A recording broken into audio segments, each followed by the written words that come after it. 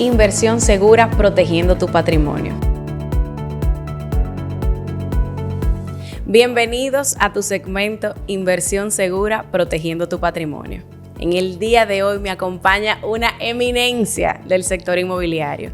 Ustedes saben que hemos venido trayendo personas que puedan edificarlos, que puedan ayudarlos a saber qué hacer, por dónde ir, por dónde no ir, cómo reconocer un verdadero asesor inmobiliario, cómo reconocer una buena inversión y no dejarla escapar. Y en el día de hoy tengo a mi queridísima Claudia Castillo, quien me acompaña aquí, quien me dijo un secreto de todos los años que tiene en el sector, porque ustedes nunca se van a imaginar de verla, que ya tiene todo ese tiempo, ya mínimo en buen dominicano echó los dientes aquí. Bienvenida, Claudia, ¿cómo te va? Bueno, para mí un placer compartir contigo y compartir con todo el público que quiere edificarse de manera correcta. Y ciertamente tenemos muchos años en el sector inmobiliario, podemos hacer por ahí mismo que vamos a comenzar, Claudia. Cuéntame, ¿qué tiempo tienes? ¿Cómo comenzaste? ¿Qué te trajo aquí? Háblame un poquito de esa parte. Mira, yo comencé siendo estudiante de arquitectura.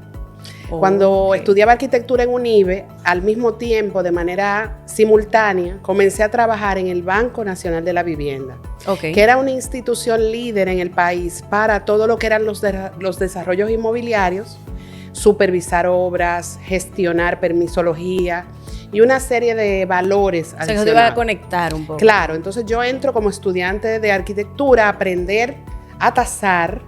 De inicio, por ahí viene mi amor por la tasación, paso al departamento de tasación, paso al departamento de factibilidad de proyectos. En ese momento se estaba desarrollando todo lo que era la zona de las praderas, no sé si recuerdas, en ese momento era un poco desolado. Bueno, yo soy de Santiago, no lo conocí, no lo conocí entonces se comenzó el desarrollo como las praderas, la Jacobo Magluta y una serie de urbanizaciones que se iban a desarrollar a nivel macro.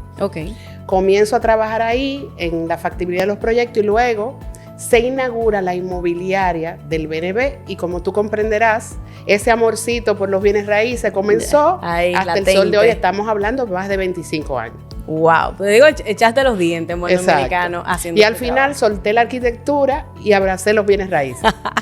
Ay, Dios mío. Pero entonces, cuéntame, ¿cómo iniciaste? Ya luego, entonces, cuando sueltas la arquitectura, estás en el banco. Me imagino que iniciaste por ahí mismo, tal vez. ¿Qué hiciste posterior a esta parte? Mira, cuando en el banco duré más de 20 años, en el banco. Entonces, pues, por eso te digo, son más de 25, para no decirte que son más de 30. Pero cuando el banco es definitivamente desmantelado por la última administración del presidente Danilo Medina, entiende que ya el banco había cumplido su función gubernamental y había que pasar a ser un banco de exportación. En ese momento, todos los que éramos del sector vivienda, o pasamos al banco de reservas o pasamos al sector privado. Yo de inmediatamente me animo a crear Top Inmobiliario, que era mi marca personal, con la que estuve una gran cantidad de años con un equipo pequeño, un equipo de más o menos 6, 7 personas. Y con ese equipo iniciamos todo el proceso de tasaciones, de ventas, de alquileres, de estudios de factibilidad. A partir de ahí, hace casi 2 años, yo me integro con mi equipo a la marca Plusval. ¿Por qué a la marca Plusval o por qué a una marca? Porque con el tiempo yo entendí que el mercado inmobiliario dominicano requería de una estructura mayor. O sea, como ente pequeño, como ente mediano, hay ciertas limitaciones que no me permiten extenderme y con una estructura a nivel nacional pues puedo desarrollarme mejor. Perfecto. Claudia, yo sé que tú también formaste parte de la Asociación de Agentes y Empresas Inmobiliarias AEI. Me gustaría también como que tú hablaras un poquito de esta parte, de qué tú hiciste en esa labor, en ese momento aquí. Bueno, yo estuve en la Asociación de Agentes y Empresas Inmobiliarias de 2018 a 2020 como presidenta de la asociación. Hicimos una labor muy bonita porque nos enfocamos primero en dar a conocer la asociación, que diríamos que hasta ese momento pasaba un poquito imperceptible en algunos segmentos, sobre todo gubernamentales. Y nosotros hicimos una labor primero de que se nos reconozca que se nos pueda tomar en consideración y iniciamos el proceso de 2 leyes muy importantes, que fueron la ley de alquileres, que ha estado debatiéndose desde el 2019 hasta ahora. Sí, sigue todavía. Bueno, iniciamos en una situación complicada. Complicada. En ese momento hicimos también acercamientos en ese sentido y también tuvimos acercamientos para lo que es la formalización. Dimos los primeros pasos para lo que ahora se está, vamos a decir, de cierta manera concluyendo con la administración de Alberto Bogar, que sería la ley de corretaje inmobiliario. Una ley muy importante para todos nosotros. Claro que sí. Y que se ha hablado en otro episodio. La necesitamos realmente de manera inmediata. Yo creo que el mercado lo demanda, y no solamente el mercado local, también el mercado internacional que viene a gestionar inmuebles acá. Claro, sí, nos preguntan mucho, de hecho, las personas que viven fuera preguntan mucho sobre cómo nosotros estamos organizados y demás. O sea que definitivamente que es una ley necesaria, inmediata, como tú bien dices. Ahora bien, lo duro de Claudia, como ella ya lo dijo en el inicio, son las tasaciones, señores. O sea, Claudia es la mamá de las tasaciones. Entonces yo quisiera de verdad porque la gente siempre tiene mucha duda respecto de la tasación de un inmueble, si esto es vinculante, el precio que da la tasación, si no lo es, si es el precio único, ¿qué hay con esto? ¿Qué no hay? Entonces hay muchísimos tasadores, todos tienen un libro, vamos a decir, diferente. Unos tasan de una manera, otros de la otra, los bancos tienen sus tasadores ya oficiales, pero la gente a veces no entiende mucho esta parte, porque entiende que si la tasación me dio 5, el inmueble no me lo pueden vender en 6. Entonces, vamos a explicarle un poquito cómo edificar, un poquito si tú tienes alguna historia también que pudieses pues hacerle a las personas para que pudiesen entender de una mejor manera el tema. Me gustaría de verdad que lo más importante es saber que la tasación inmobiliaria es un informe de evaluación que va a hacer un profesional debidamente capacitado y certificado para hacerlo con una metodología específica. Hay diferentes tipos de tasaciones. Las que nos interesan a nosotros los agentes inmobiliarios son la tasación de mercado, que regularmente es la tasación que el propietario solicita para poder listar su propiedad y aperturar la venta, y la tasación con fines hipotecarios, que es la que se hace para completar el proceso ante un préstamo. O sea que son diferentes. Son diferentes y los precios no necesariamente son iguales. ¿Verdad? ¿Por qué? Porque la tasación de mercado se hace de manera privada, regularmente la hace el propietario con el tasador y se pone el precio de mercado, como bien dice el nombre.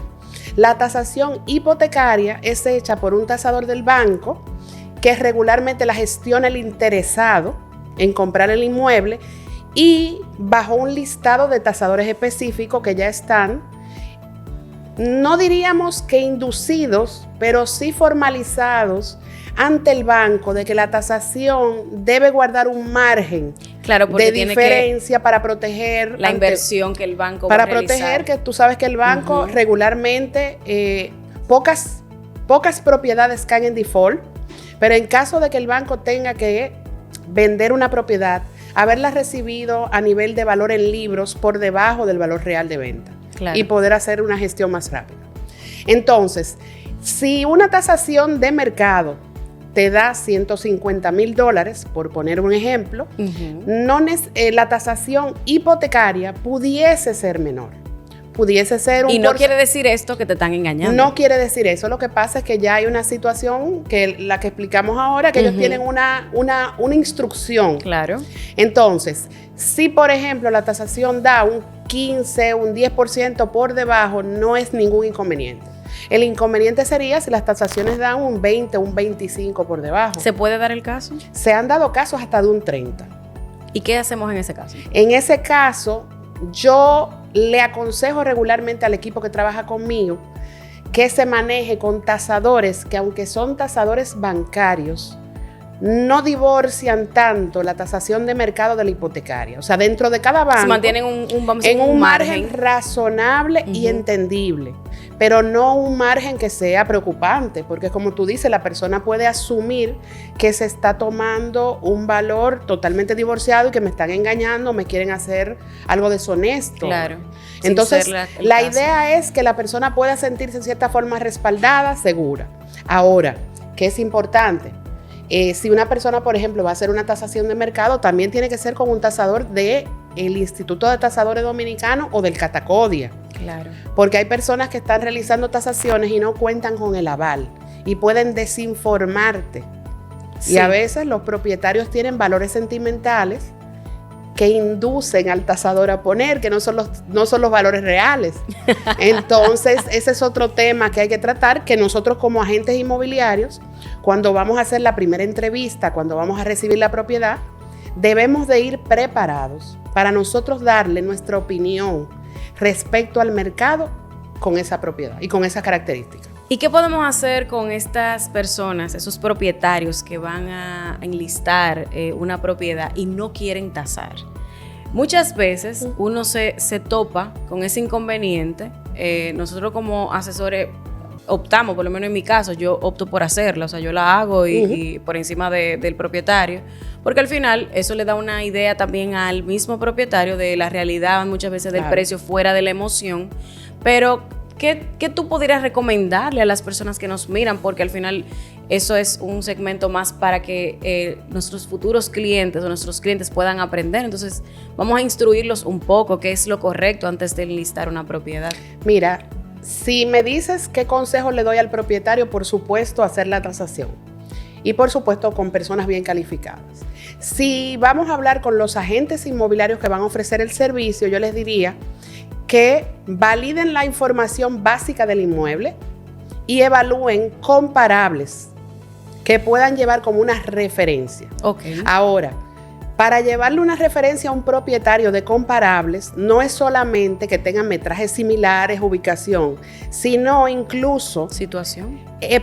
¿Cuánto tiempo tienen esos inmuebles en venta? Sí, eso es interesante. Porque te pueden demostrar si el precio ha sido inflado. Ajá. O porque el mercado no lo ha aceptado como tal. No, cuando tú ves que una propiedad toma, vamos a decir, más de 4 meses en el mercado, hay problemas, hay que hacer algún ajuste. O la propiedad no está en condiciones presentables y la gente la rechaza por eso.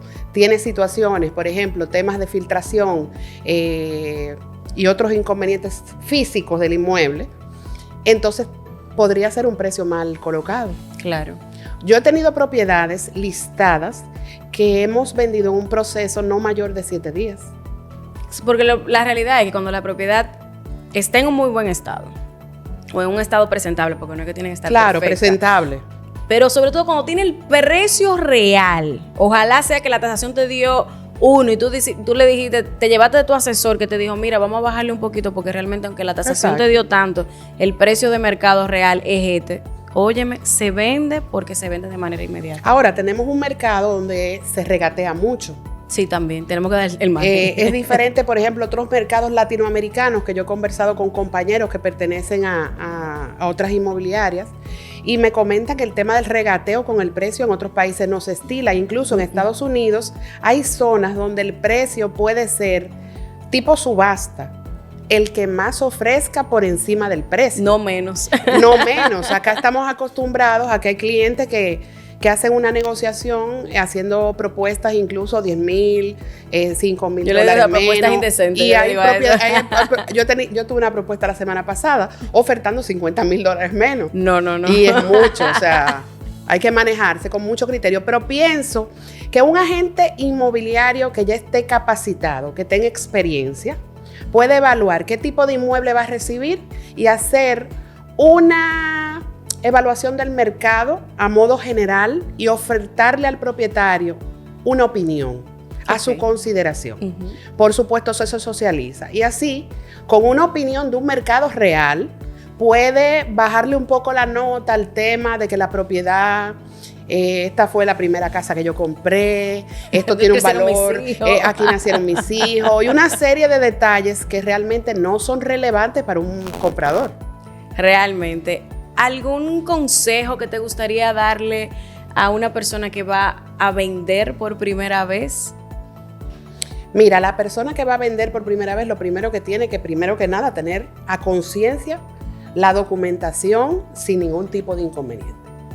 Me refiero a inconvenientes legales. O sea, tú sabes que hay propiedades que a veces están en medio de alguna determinación de herederos, de alguna litis, cierto, de alguna situación. Cada vez más común. Exacto, y las cosas se postergan por un tema impositivo, verificar que no tenga ninguna deuda. Y por supuesto, hacer una evaluación del precio y acercarse, siempre recalco esto, acercarse a un agente inmobiliario que esté en su gremio.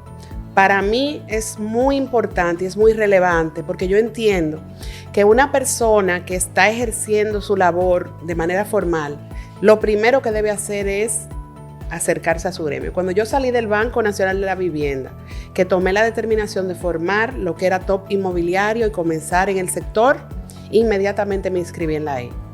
Porque sería lo mismo que pedirle a alguien que vaya a un médico que no esté en el colegio médico. Claro. O que vaya donde un ingeniero que no esté en el CODIA. Si estás en tu gremio, estás avalado por esa institución, estás capacitándote con esa institución y estás al día con todos los temas. Muy cierto, realmente me parece cada vez más importante buscar personas que estén calificadas para este tipo de trabajo, como es la venta, alquiler, promoción de proyectos, casas residenciales. Ahora bien, ¿ha cambiado algo, Claudia, de cuando comenzaste con relación a las tasaciones al día de hoy? ¿Ha evolucionado? ¿Ha habido algo que tú pudieras decir, mira, esto es diferente? Bueno, tú sabes que todo evoluciona. En el sector nuestro es bastante dinámico.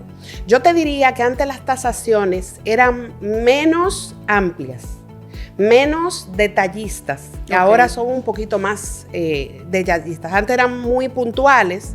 A veces habían tasaciones que no pasaban de una página y en una página se contenía todo. Te estoy hablando hace muchos años atrás. Oh, wow. Ahí tenía toda la información legal, toda la información del entorno, toda la información de los comparables y el resultado final. Además, se ha ido diversificando la cantidad de tasaciones. Tenemos la tasación que mencionamos, la que va para fines hipotecarios, la tasación de mercado, pero también está la tasación de reposición, que es cuando tú haces una evaluación de un inmueble específico, sobre todo para temas de embargos y temas de desalojo gubernamental. Y tenemos también la capitalización por ingresos, que es la tasación elegida para los que son inversionistas. Entonces, finalmente, ¿la tasación es o no vinculante? Es totalmente vinculante. Okay. O sea, al final de cuentas, la tasación tiene que tener una sincronización entre todos los actores. Perfecto. Entonces, no puedo irme del segmento sin que tú hagas unas recomendaciones. Entonces, tú vas a, por favor, a dejarle de regalo a nuestra audiencia 5 cosas que una persona debe de tomar en consideración antes de tasar, de vender. O sea, 5 recomendaciones en el sector que a una persona le pueda ayudar a ver, a trabajar mejor lo que está haciendo, ya sea comprando, vendiendo, alquilando. Bueno, yo te diría que la primera recomendación, como acabo de mencionar, sería verificar toda la documentación del inmueble, que todo esté correcto, ¿verdad? La segunda sería hacer una cita con un tasador inmobiliario calificado y definir lo que sería el precio del inmueble. Okay. La tercera, por supuesto, sería hacer una reunión con un agente inmobiliario igualmente calificado, recomendable totalmente, que pueda ser de una empresa reconocida a través de la asociación. Y la cuarta, diríamos que sería la parte de poner linda el inmueble, maquillar el inmueble en el sentido de darle llévelo al salón, darle un cariñito, claro. Sobre todo cuando son propiedades que ya no son propiedades nuevas, que son propiedades que tienen su tiempo. Darle una maquilladita, me refiero a pintar, arreglar, si hay algún detalle que haya que resolver con algún tema de filtración, cualquier cosa que pueda ser agradable. Y por supuesto, como último, y ese sirve tanto para la parte, más que para la parte de tasación, para la parte de mostrarlo, yo diría que despersonalicen los inmuebles. Sí. O sea, dentro de un inmueble, preferiblemente que se van a estar llevando personas de manera regular, no es bueno que hayan ni siquiera fotografías. Sí, es cierto. Que la persona pueda imaginarse esa casa como parte de él, no que es una propiedad ajena. Y eso da muchísimos resultados. Sobre todo para el tema de ventas. Señores, anoten que esa es buena y fácil. Esa es buena y sencilla, pero a veces a las personas le cuesta mucho quitar las cosas personales de un inmueble. Sí, tiene toda la razón. Y te voy a dar otro tip que es bueno más para la venta que tasación, pero sirve igual. que no esté el propietario cuando tú lo vas a mostrar. Ay, sí. Ese es muy bueno. Cuando realmente. los propietarios están dentro de una visita, regularmente crean una situación que no es favorable para una, porque sin el propietario ahí tú te vas hasta con una oferta. Ajá, es cierto. Entonces esa es una recomendación también sobre todo para los agentes que nos están escuchando, que a veces quieren que el propietario esté. Yo siempre lucho para que el propietario no esté. Yo soy de esa liga.